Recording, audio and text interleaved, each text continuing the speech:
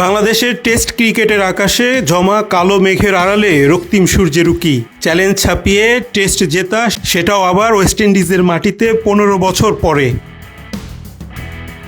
নিয়মিত অধিনায়ক নেই, স্কোয়াডে নেই অভিজ্ঞতম ক্রিকেটার। প্রথম টেস্ট হেরে কোণঠাসায় বাংলাদেশ দল। এরকম অনেক সীমাবদ্ধতা আর মানসিক বাধাকে সঙ্গী করে আশার আলো ছড়িয়ে কিংস্টনে দুর্দান্ত এক জয় তুলে নিল মেহেদী হাসান মিরাজের দল। প্রথম ইনিংসে ব্যাটারদের ব্যর্থতা ছাপিয়ে নাহিদ রানার আগুনে বোলিং। দ্বিতীয় ইনিংসে সাদমান শাহাদাত মিরাজের ব্যাটিং, জাকের আলীর অসাধারণ ইনিংস। শেষ ইনিংসে তাইজুলের অভিজ্ঞতার সবটুকু মেলে ধরা, তাসকিন হাসান মাহমুদের ধারাবাহিকতা, সব মিলিয়ে দারুণ দলীয় পারফরম্যান্সে এ জয়।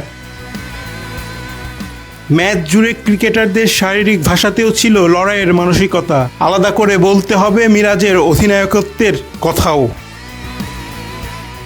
কিংস্টনে সিরিজের দ্বিতীয় টেস্টের দ্বিতীয় ইনিংসে ওয়েস্ট ইন্ডিজকে 185 রানে অল আউট করে বাংলাদেশ জিতল 101 রানের বিশাল ব্যবধানে। এ জয়ে দুই টেস্টের সিরিজ 1-1 সমতায় শেষ হলো। একই সঙ্গে ঘুচেছে 15 বছর আগে আর 7 টেস্ট পর আবারও ওয়েস্ট ইন্ডিজের মাটিতে টেস্ট জয়ের দীর্ঘ অপেক্ষাও। হোম অ্যান্ড অ্যাওয়ে সব ম্যাচ বিবেচনায় ক্যারিবীয়দের বিপক্ষে জয় এলো 6 বছর পর। সর্বশেষ 2018 সালে দেশের মাটিতে 2 টেস্টে জিতেছিল বাংলাদেশ দল। এন্টিগায় সিরিজের প্রথম টেস্টে 201 রানে হেরে যাওয়া বাংলাদেশ দল যে দ্বিতীয় টেস্ট জিততে পারে তা অনেকটা স্পষ্ট হয় ম্যাচের তৃতীয় দিনেই। প্রথম ইনিংসে পায় 18 রানের লিড, দ্বিতীয় ইনিংসে 5 উইকেটে 193 রান তুলে দিন শেষে এগিয়ে ছিল 211 রানে। ম্যাচের চতুর্থ দিনের সকালে এই লিডটা 286 রানে নিয়ে যান জাকির আলী অনিক। শেষ ব্যাটার হিসেবে আউট হওয়ার আগে 91 রান করে জাকির বোলারদের দিয়ে যান ক্যারিবীয়দের চেপে ধরার মতো ভালো পুঁজি।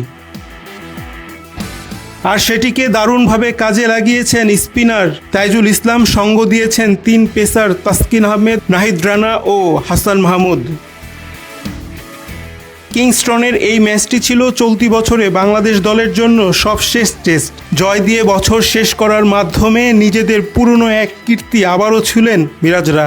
2014, 2018 ও 2023 সালের পর আবারও এক বছরে 4টি টেস্ট জিতল বাংলাদেশ দল। এবছরে আগের 3 জয় ছিল পাকিস্তানের বিপক্ষে 2টি ও নিউজিল্যান্ডের বিপক্ষে অসাধারণ এক জয়। রায়হান রাসেল, বাংলাদেশ প্রতিদিন।